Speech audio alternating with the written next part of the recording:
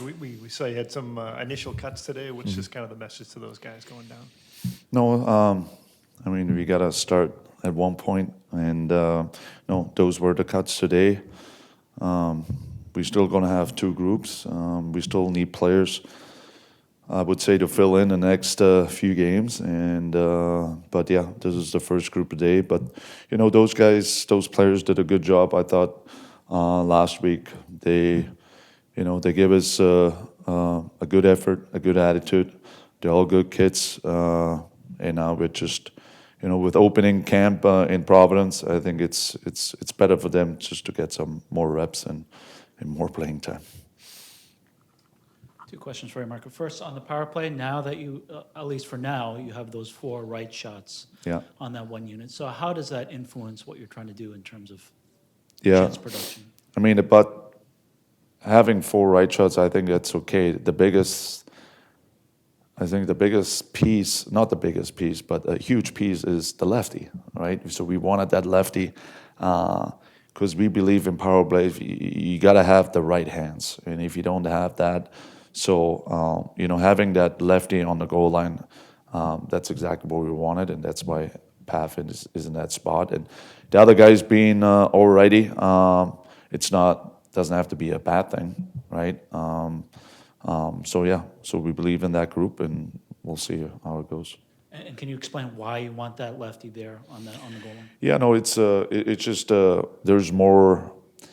It's a better outlet and more options down low. I think the whole league knows that we are very good on top with Geeky and for sure Pasta. So a lot of teams will focus on that. We want to be a threat everywhere, and that's including the down play and the goal line play. And for that, you need the right hands for it. And could be to the bumper, could be to the far side, could be anything. And that's why the lefty was so important. Okay.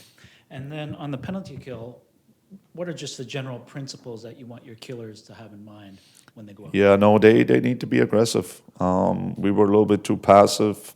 We were a little bit in between the first few games. That's something we just need more reps out of it. They need to be aggressive, quick. They need a good stick or sticks, and but they also need to stay calm. And I think, for example, yesterday we went all out, and we didn't play really smart. And all of a sudden they got us a few times in between. So that's something we just have to continue working on.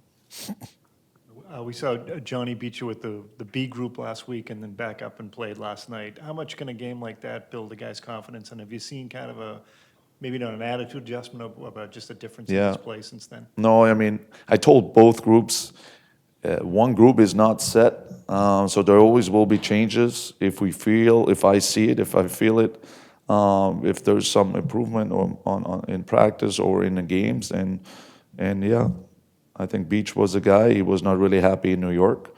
He knew it, and he had a good response last night. So also we worked on a little bit on special teams today, and he's one of the killers. So that was a little bit of a combination.